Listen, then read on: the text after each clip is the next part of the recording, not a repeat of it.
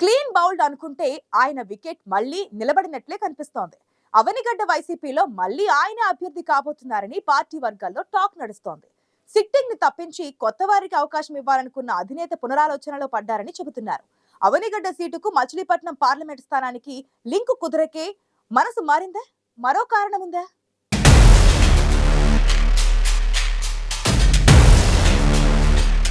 ఆయన కథ ముగిసినట్లేనని అంతా అనుకున్నారు. కొంతమంది అయితే అప్పుడే మాజీల ఖాతాలో వేసేశారు. కానీ సమీకరణాలు కలిసొచ్చి వద్దనుకున్న ఆయనే మళ్లీ ముద్దయ్యారు.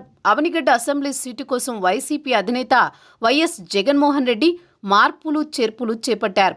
సిట్టింగ్ ఎమ్మెల్యేగా సింహాద్రి రమేష్ ను తప్పించి ఆయన స్థానంలో సింహాద్రి చంద్రశేఖర్ కి సీటు కేటాయించారు. సిట్టింగ్ ఎమ్మెల్యేగా ఉన్న సింహాద్రి రమేష్ ని మచిలీపట్నం పార్లమెంట్ అభ్యర్థిగా అప్పుడే ప్రకటించారు. వైద్య రంగంలో ఉన్న సింహాద్రి చంద్రశేఖర్ కనీసం పార్టీలో చేరకుండానే ఆయననే మళ్లీ ఎమ్మెల్యే అభ్యర్థిగా ప్రకటించారు. ఆ తర్వాత సింహాద్రి చంద్రశేఖర్ ముఖ్యమంత్రిని కలిసి క్యాంపు కార్యాలయంలో వైసీపీ కండువా కప్పుకున్నారు.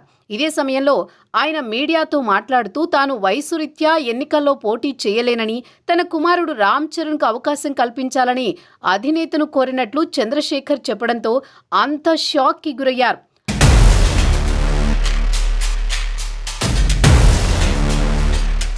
అవనిగడ్డ వైసీపీ టికెట్ వ్యవహారంలో జరిగిన హై డ్రామా వైసీపీ నేతలకు మింగుడు పడలేదు.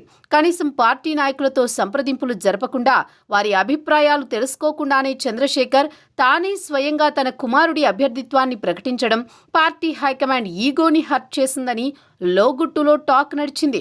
దీంతో అటూ ఇటూ తిరిగి చివరికి సిట్టింగ్ ఎమ్మెల్యే సింహాద్రి రమేష్కే లైన్ క్లియర్ అయిందని చెబుతున్నారు. పార్టీలో చేరకుండానే సింహాద్రి ఫ్యామిలీ నుంచే, అది కూడా కాపు సామాజిక వర్గంలో గుర్తింపు ఉన్న వైద్యుణ్ణి ఎంపిక చేసి పిలిచి మరీ సీటిస్తే ఇలా చేస్తారా అంటూ పార్టీలో చర్చ జరిగింది. అవనిగడ్డలో కాపు సామాజిక వర్గానికి పై చేయిగా ఉంటుంది. ఆ తర్వాత మత్స్యకార, బీసీ వర్గాల ఓట్లు ఎక్కువ. దీంతో కాపు వర్గంలో సింపుల్గా ఉండే సింహాద్రి రమేష్కి గత ఎన్నికల్లో సీఎం జగన్ పిలిచి మరీ సీటిచ్చారు.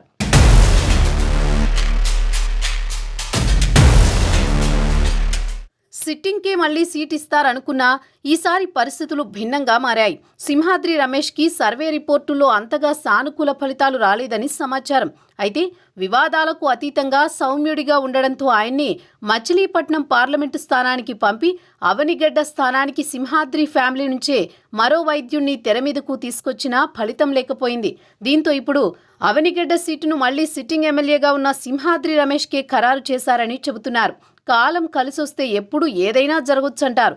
అవనిగడ్డ నియోజకవర్గంలో ఇప్పుడు అదే కనిపిస్తోందని పార్టీ వర్గాలంటున్నాయి. నిన్నటిదాకా అవనిగడ్డ టీడీపీలో మాజీ మంత్రి, మాజీ డిప్యూటీ స్పీకర్ మండలి బుద్ధప్రసాద్ ఇన్ఛార్జిగా ఉన్నారు. అయితే ఆ సీటుని పొత్తులో జనసేనకు కేటాయించడం టీడీపీ నేతలకు, మండలి బుద్ధప్రసాద్కు మింగుడు పడని అంశంగా మారింది. ఇదంతా తమకు కలిసొచ్చే అంశాలుగా భావిస్తోందట వైసీపీ.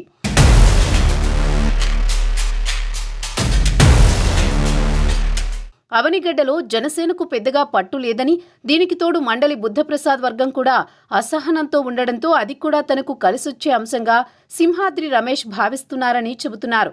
అయితే 5 ఏళ్ల పాటు నియోజకవర్గంలో అసలు శాసనసభ్యుడు ఉన్నారా లేదా అనే విధంగా రమేష్ పనితీరు ఉందని, ప్రజా సమస్యలు, ఇతర అంశాలను కూడా రమేష్ నిర్లక్ష్యం చేశారనే ప్రచారం కూడా జరుగుతోంది.